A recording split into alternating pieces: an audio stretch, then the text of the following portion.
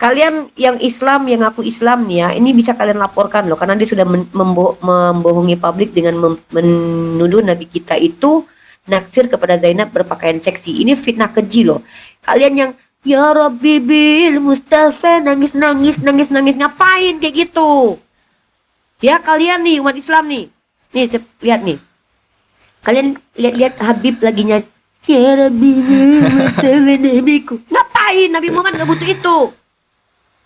Ini kalian saksikan ini. Fitnah wanita ini yang keji mengatakan bahwa Nabi kalian itu naksir dengan istrinya Zainab binti Jahsy yang pasti menjaga kehormatannya. Dibilang berpakaian seksi. Nggak perlu kalian bikin viti kalian sosok nangis. Sallallahu alaihi wasallam. Ngapain kayak gitu? Ini terang-terangan perempuan ini penghujat. Dia fitnah Nabi kalian. Dia bilang, tunjukkan satu literasi kepada saya bahwa pernah ada literasi yang mengatakan Nabi Muhammad naksir karena Zainab pakaiannya seksi. Ini fitnah keji. Lawan ini. Perhatikan. Saya ulangi sekali lagi. Kalian yang umat Islam ya. Yang bilang, cinta dengan Nabi saya. Nggak usah. Bullshit. Lihat ini.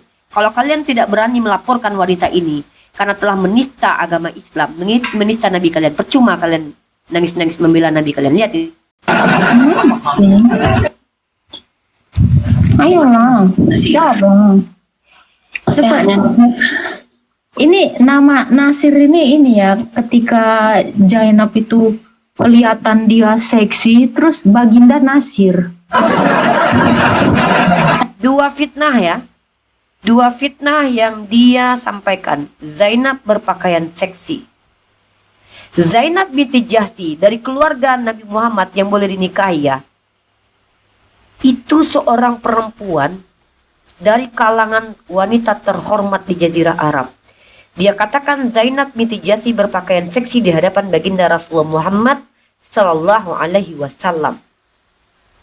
Dan dia katakan gara-gara keseksian itu dia naksir.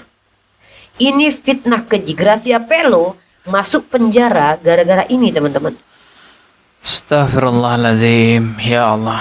Assalamualaikum warahmatullahi wabarakatuh. Kita sedang melihat fenomena di sosial media. Orang-orang kafir itu sedang gencar sekali menjatuhkan marwah, kemuliaan, citra baik Rasulullah Shallallahu Alaihi Wasallam. Mereka itu kelihatan banget ingin agar Rasulullah ini orang-orang memandangnya sebagai nabi yang buruk, ajarannya menyimpang. Mereka tuduh Rasulullah itu menikahi Zainab karena melihat tubuhnya Zainab yang seksi, berpakaian seksi.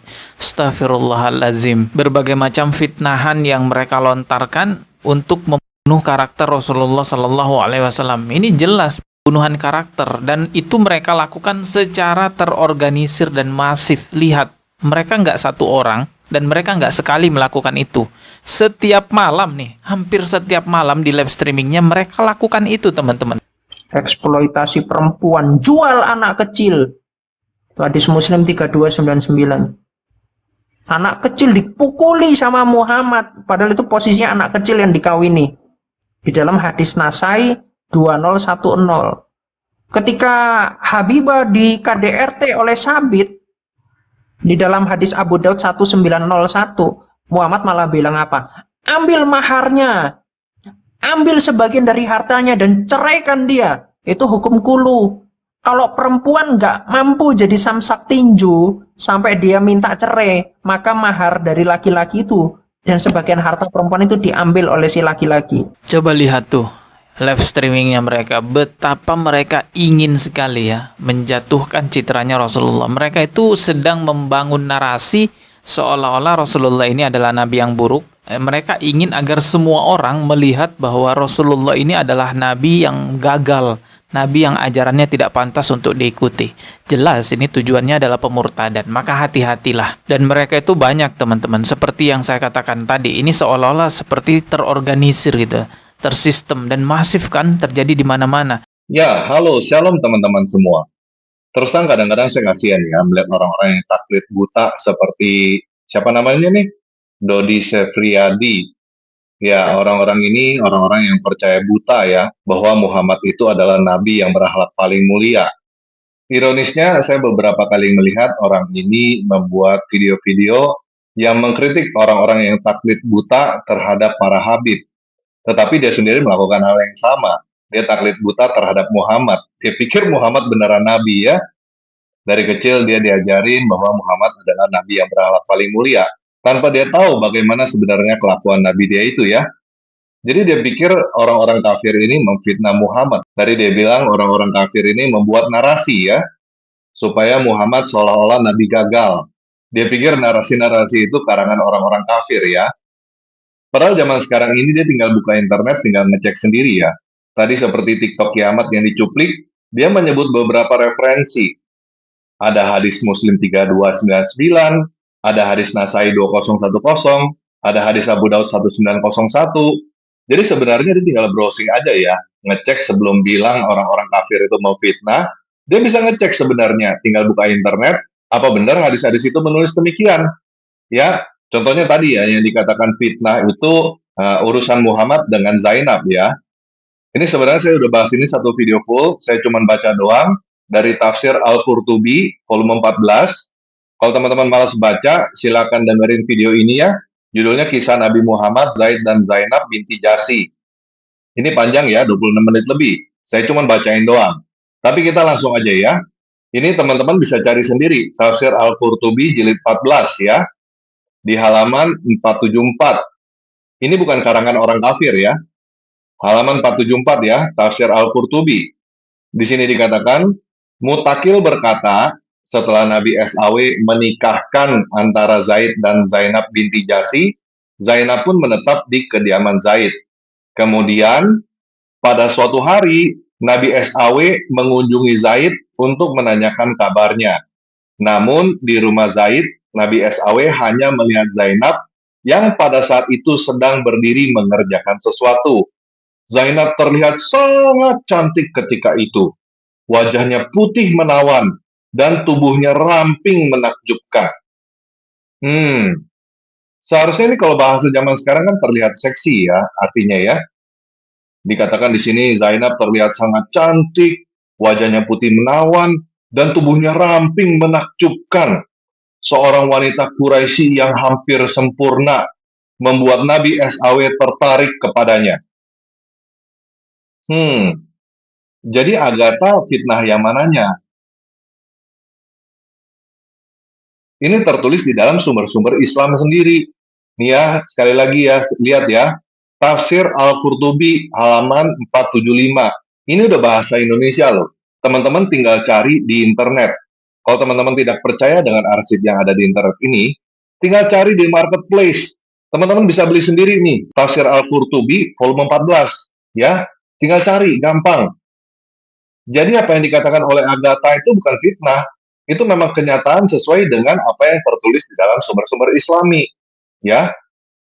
Terus tadi dikatakan sama kiamat hadis Muslim 3299 ya. Ini lihat ya, hadis Muslim nomor 3299. Kita baca aja ya di sini ya. Telah menceritakan kepada kami bla bla bla bla bla bla bla. Dia berkata, aku pernah ikut berperang di wilayah Fazarah di bawah komando Abu Bakar yang telah diangkat Rasulullah Shallallahu Alaihi Wasallam untuk memimpin kami. Ketika jarak mata air hanya membutuhkan waktu beberapa saat, maka Abu Bakar memerintahkan kami agar beristirahat sejenak sambil mengarahkan strategi penyerangan. Bagaimana seharusnya mendekati mata air tersebut dan menyerang serta menawan tawanan. Lalu aku sempat melihat di antara mereka dalam kurung musuh ada tawanan dari anak-anak dan wanita. Karena merasa khawatir mereka akan mendaki gunung terlebih dahulu, maka aku menghujani dengan anak panah ke arah rombongan musuh yang berada di sekitar gunung. Begitu melihat anak panah melesat ke arah mereka, mereka pun berhenti dan aku meringkus mereka. Ternyata di antara mereka terdapat seorang wanita Bani Fazarah yang mengenakan penutup kepala yang terbuat dari kulit, ditemani dengan anak gadisnya yang cantik rupawan di antara bangsa Arab. Kemudian aku menyerahkannya kepada Abu Bakar, lalu Abu Bakar memberikan anak gadisnya kepadaku sebagai harta ganimah. Harta rampasan perang. Setelah itu kami pulang dan tiba di Madinah, dan aku juga belum sempat menggauli gadis tersebut. Ketika aku berada di pasar, aku berjumpa dengan Rasulullah Shallallahu Alaihi Wasallam. Beliau langsung bersabda kepadaku, "Wahai Abu Salamah, berikanlah anak gadis kemarin kepadaku. Maka aku menjawab, wahai Rasulullah, demi Allah, sungguh ia telah menakjubkanku, namun aku belum sempat menggaulinya. Kemudian di esok harinya, Rasulullah Shallallahu Alaihi Wasallam menemuiku di pasar, seraya bersabda kepadaku, wahai Salama, berikanlah anak gadis kemarin kepadaku. Maka aku berkata, dia untukmu, wahai Rasulullah, demi Allah, aku belum pernah menggaulinya. Kemudian Rasulullah Shallallahu Alaihi Wasallam mengirimkan gadis tersebut ke Mekah sebagai tebusan pasukan kaum muslimin yang tengah ditawan di sana. Jelas ya?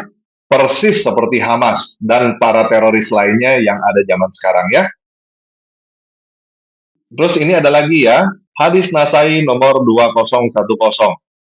Telah mengabarkan kepada kami dari aku mendengar Aisyah bercerita.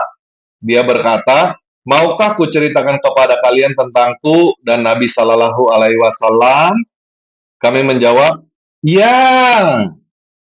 Dia berkata, ketika malam hari yang menjadi giliranku, yang ketika itu beliau berada bersamaku, yakni Nabi Shallallahu Alaihi Wasallam, setelah pulang dari melaksanakan sholat Isya, beliau lalu meletakkan kedua sandal beliau di depan kaki beliau dan merentangkan ujung kainnya di atas kasurnya.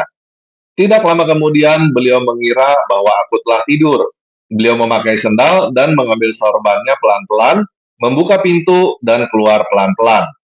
Aku segera memakai baju di kepalaku, memakai kerudung, memakai kain bawah, lalu aku bergerak mengikuti jejak beliau hingga sampai ke baki. Kemudian beliau mengangkat kedua tangannya 3 kali dalam waktu yang lama, lalu pulang, maka aku pun pulang. Beliau cepat-cepat jalan, aku pun cepat-cepat. Beliau berjalan setengah berlari, lalu beliau sampai dan aku pun sampai. Namun aku mendahului beliau, lalu aku masuk. Tidak lama setelah aku berbaring, beliau masuk seraya berkata, apa yang terjadi padamu, wahai Aisyah? Nafasmu terengah-engah. Dia berkata, tidak. Beliau bersabda, sungguh engkau akan memberitahuku atau zat yang maha lembut lagi maha mengetahui yang akan memberitahukan kepadaku. Aku berkata, wahai Rasulullah, demi bapa dan ibuku sebagai tebusannya, aku akan memberitahukan berita yang terjadi. Beliau bertanya, apakah kamu adalah orang yang berpakaian hitam yang kulihat di depanku? Aku menjawab, iya. Lantas Nabi Shallallahu Alaihi Wasallam memukulku yang cukup menjadikanku kesakitan. Nabi Shallallahu Alaihi Wasallam memukul Aisyah yang cukup menjadikan Aisyah kesakitan. Ya, jadi jangan dibilang fitnah ya kalau Nabi Shallallahu Alaihi Wasallam ini memukul perempuan. Ini tertulis di sini ya. Kemudian beliau bersabda, apakah kamu mengira bahwa Allah dan Rasul-Nya berbuat zalim kepadamu? Aku menjawab, bagaimanapun manusia merahasiakannya, sungguh Allah mengetahuinya. Beliau bersabda, Jibril menemuiku ketika kamu melihatnya, dan ia tidak masuk menemuiku. Sebab saat itu kamu melepas pakaianmu, lalu memanggilku, maka aku bersembunyi darimu. Aku kira kamu telah tidur. Aku tidak ingin membangunkanmu, dan aku khawatir akan mengagetkanmu. Lalu Allah menyuruhku untuk pergi ke baki dan memintakan ampunan untuk mereka. Ngapain juga ceritain beginian ya? Aku bertanya, apa yang harus aku ucapkan wahai Rasulullah Sallallahu Alaihi Wasallam? Beliau menjawab, ucapkanlah, semoga kesejahteraan terlimpah kepada penghuni kubur dari kaum mukminin dan muslimin. Semoga Allah memberi rahmat kepada orang-orang terdahulu di antara kita dan orang-orang yang akan datang kemudian. Dan kami insya Allah akan bertemu kalian. Ya, ini hadis Nasai nomor 2010. Terus tadi disebutkan juga ya, hadis Abu Daud nomor 1901. Telah menceritakan kami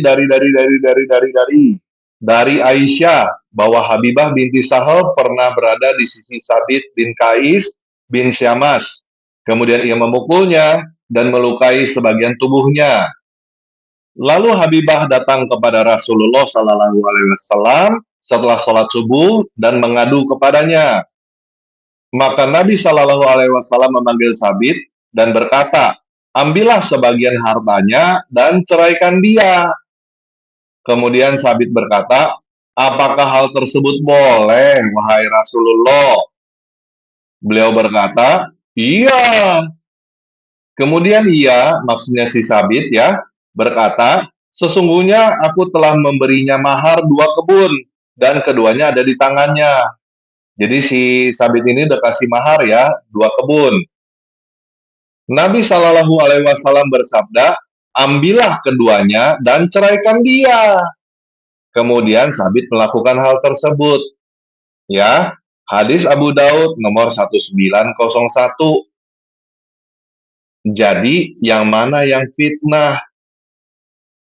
Semuanya ada tertulis di dalam sumber-sumber Islam sendiri. Cerita-cerita ini bukan cerita buatan orang kafir. Orang kafir nggak kerajinan bikin cerita-cerita model begini ya. Orang-orang kafir cuma bacain doang. Jadi bukan orang-orang kafir yang ngarang cerita supaya Muhammad kelihatan seperti nabi gagal yang menyimpang. Orang-orang kafir itu cuma bacain sumber-sumber Islam yang kamu nggak tahu. Kamu belum pernah dengar ini. Kamu selama ini cuma dikasih tahu Muhammad itu nabi yang berakhlak paling mulia. Sama seperti budak-budaknya Habib yang percaya buta bahwa itu adalah keturunan nabi, terus gara-gara dipercaya sebagai keturunan nabi, bisa memberikan syafaat, bisa memberikan barokah, terus dia ngambil bini orang, terus jualan jigong, dan lain sebagainya. Ya sama aja. Itu yang kamu lakukan terhadap Nabi Muhammad SAW. Kamu taklid buta, percaya buta, bahwa Muhammad itu Nabi berakhlak paling mulia. Padahal kamu nggak tahu apa yang dilakukan oleh Muhammad selama ini. Kamu nggak pernah baca hadis-hadis ini. Hadis ini ada. Ini bukan karangan orang kafir. Ya. Jadi sekali lagi, orang-orang kafir ini cuma bacain apa yang tertulis di dalam sumber-sumber kamu sendiri. Sumber-sumber Islam. Ya. Jadi kalau kamu berkata Muhammad jadi kelihatannya seperti nabi gagal yang menyimpang, ya itu adalah kesimpulan kamu sendiri. Ya. Dan sekarang saatnya kamu bisa ngomongin para pengikut Habib itu taklid buta. Buktikan kalau kamu sendiri nggak taklid buta. Oke? Kalau kamu nggak percaya hadis-hadis ini, menurut kamu hadis-hadis ini doif, yuk baca Al-Quran deh ya. Al-Quran surat 33 ayat 37. Ya, kita langsung aja bahasa Indonesianya ya. Dan dalam kurung ingatlah ketika engkau dalam kurung Muhammad berkata kepada orang yang telah diberi nikmat oleh Allah dan engkau dalam kurung juga telah memberi nikmat kepadanya, pertahankanlah terus istrimu dan bertakwalah kepada Allah. Sedang engkau menyembunyikan di dalam hatimu apa yang akan ditampakkan oleh Allah. Coba jujur deh. Kalau ada orang yang seperti ini, kamu bilang orang ini orang apa? Kalau ada orang yang bilang, kamu jangan cerai sama istrimu, tetapi di dalam hatinya lain. Menyembunyikan apa yang ada di dalam hati. Ini bukan saya yang ngomong ya. Ini Al-Quran yang ngomong. Kamu jangan bilang Al-Quran ini doif ya. Muhammad berkata, pertahankanlah terus istrimu dan bertakwalah kepada Allah. Tapi sebenarnya dia menyembunyikan apa yang ada di dalam hatinya. Coba jujur. Orang seperti ini kamu bilang apa? Kalau kita jujur sih, kita ketemu orang seperti ini, kita akan berkata orang ini orang munafik. Ya kan? Apakah karena dia nabi, dia harus dimaksumkan begitu? Jadi kalau dia munafik, harus dibilang dia tidak munafik? Begitukah caranya? Taklid buta? Yuk kita baca lagi deh. Ini masih di tafsir Al-Qurtubi volume 14 halaman 523. Sedangkan hal-hal yang dihalalkan bagi Nabi SAW jumlahnya sekitar 16, yaitu 1. Harta rampasan perang. 2. Berhak mengatur 1/5 bagian harta rampasan. 3. Puasa wisal. 4. Menikah lebih dari 4 istri. 5. Nikah dengan lafaz hibah, penyerahan diri. Jadi kalau wanita menyerahkan diri kepada Nabi SAW boleh tuh nikah gitu ya. Lafaz hibah. Ya, kamu cari keterangannya di buku ini sendiri ya. Nanti kamu kaget-kaget sendiri apa yang dijelasin ya. Apa itu lafaz hibah. 6. Nikah tanpa wali. Nikah tanpa wali, ya. 7. Nikah tanpa memberi mahar. 8. Nikah dalam keadaan berihram. 9. Tidak berlaku pembagian giliran bagi beliau terhadap istri-istri beliau. 10. Nih ya, perhatikan ya. Saya gedein dulu deh. Apabila mata beliau tergerak pada seorang wanita, maka suami wajib mentalak istrinya untuk beliau. Dan Nabi SAW halal menikahi wanita tersebut. Persis kan seperti para habib. Ya, ini dari halaman 527 ya. Ini bercerita tentang Al-Ahzab 33 ayat 51. Di sini dikatakan ya, pendapat ini juga sesuai dengan apa yang diterangkan oleh Aisyah. Dia berkata, aku pernah cemburu kepada wanita-wanita yang menyerahkan dirinya kepada Nabi SAW. Dan aku berkata, apakah boleh seorang wanita menyerahkan dirinya kepada laki-laki? Ketika turun ayat, kamu boleh menangguhkan, menggauli siapa saja yang kamu kehendaki di antara mereka dalam kurung istri-istrimu, dan boleh dalam kurung pula menggauli siapa yang kamu kehendaki. Ya, jadi ini sekali lagi ya, ini tafsir Al-Qurtubi, ini bukan buatan orang kafir ya. Kamu tinggal cari sendiri di internet, tinggal baca sendiri. Baca aja dari awal ya. Jadi orang-orang kafir nggak dibilang memfitnah Nabi kamu.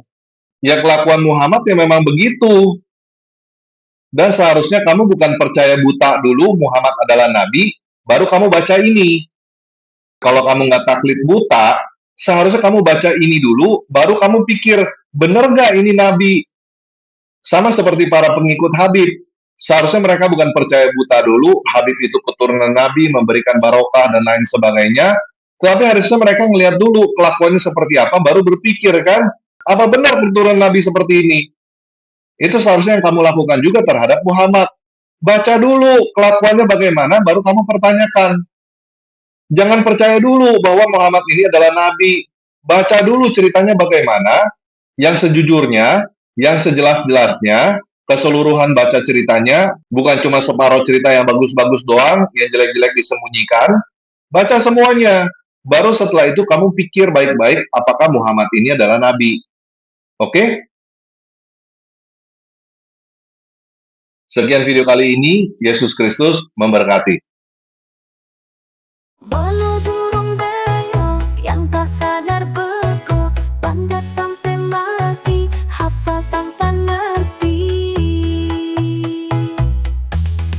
Matahari masuk lumpur, mani keluar dari sumbi. Embak tinggi anak angkat, babi haram babu halal. Halo kadang burung sing nurani rabun, paling suka bohong, kerjanya ngegarong.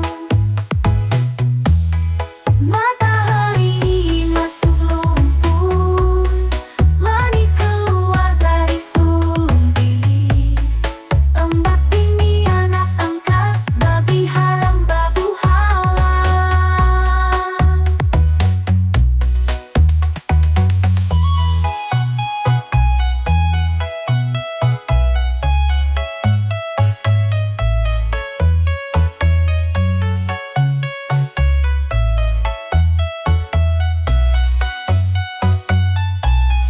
Halo kambing bondok, suka pamer jenggot, isi otak cabut, bocil pun digaul. Matahari masuk lumpur, mani keluar dari sumbi. Embak tinggi anak angkat, babi haram babu halal.